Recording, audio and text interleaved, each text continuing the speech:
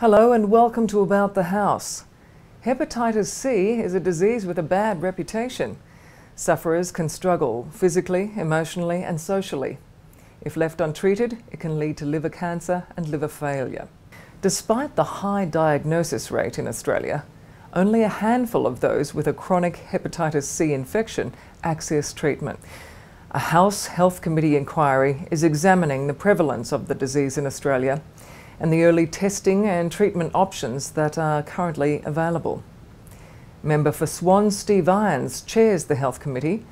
And I sat down with Mr Irons and asked how the inquiry came about. Well, the inquiry process for setting up an inquiry originally is we have, as you know, the committee, and the committee puts together a list of inquiries that might be potentially we'd like to do, and then there's a process that goes in to see which ones get priority, and then we submit that to the Minister, and the Minister will say yes or no whether they approve that particular inquiry. So this one came around because of Ken Wyatt, who was on the committee, and it was his choice because obviously being Indigenous, he's aware of the high case of hepatitis C within the Indigenous community, so it was one of his desires to have that investigated and looked at. And so we initially decided that we would look at it at a round table, but the information we took, we felt that there was enough information there to take the inquiry a bit further.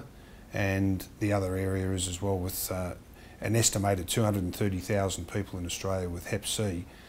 We think that's important that we look at areas of diagnosis, areas of incubation, and particularly areas of treatment, and for areas of lower socio-economic areas as well. And of course there is a high prevalence of the disease in our prison system, isn't there? Well, the statistics tell us that about up to 50% of prisoners could have hepatitis C because of the use of or illegal use of drugs, and the actual paraphernalia that they use is constantly reused and reused and reused. So it's just an incubation area for hepatitis C, and a lot of the treatments that are currently available for hepatitis C are so debilitating that people sometimes prefer not to take the treatment, and it continues to live in their body until they get that treatment. But the other area as well is the resources available to prisons to actually treat population with hepatitis C.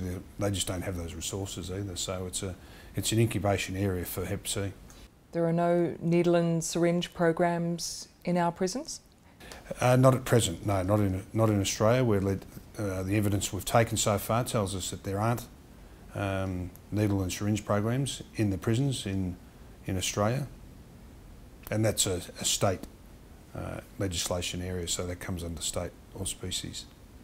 Let's talk about those treatments, the current ones and the new ones that are looking quite positive.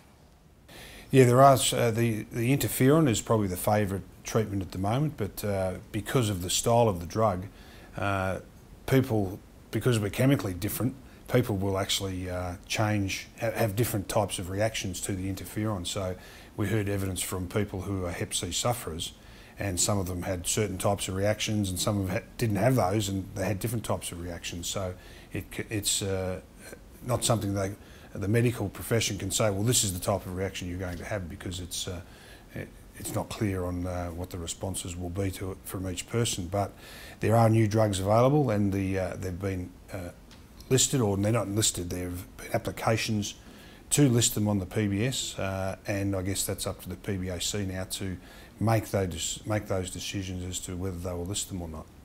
So what stories are you hearing from those who suffer hepatitis C? Yeah, I think some of the stories that have stayed with me is that there was one particular gentleman who'd been in a prison, and he was very emotional about his experience, his treatment, and the fact that he'd been a prisoner who'd gone back into prison after being out of prison, and had recontracted the Hep C by being in prison again. And his story was that he sees these new drugs as his only hope of being finally cured of Hep C, and he said his reactions to interferon were so great that he couldn't take the drug anymore. And then that was his first trial, and then the second time he tried it, it just didn't work for him. So now his only hope is the new drugs.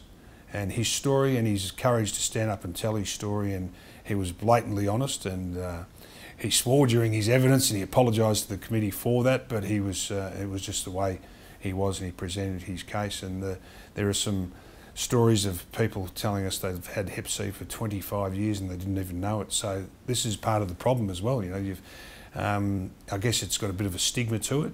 People think, I heard a story of a woman who dabbled in uses of drugs when she was 18 and 19 and had contracted Hep C and lived with it till she was 45, and then just through an off-the-chance blood test found out that she had Hep C, and then had to go through all these treatments, the interferon treatments, and for her it was just a total change to her life, even though she'd lived with it for that long. So it was, and she had also passed on to her partner as well, so that without any knowledge of doing that. So great stories, great evidence from the people, and they're brave people to come and tell their stories and give us an acute insight into or living with Hep C and how they have to deal with it. And when's the committee likely to report? I think we've got 2 more hearings. We've got one in Canberra and one in Perth as well next month, and I guess after that we'll decide whether we need to take it to any other states, and then from there I'd like to be reported to before the middle or before the end of the financial year would be great.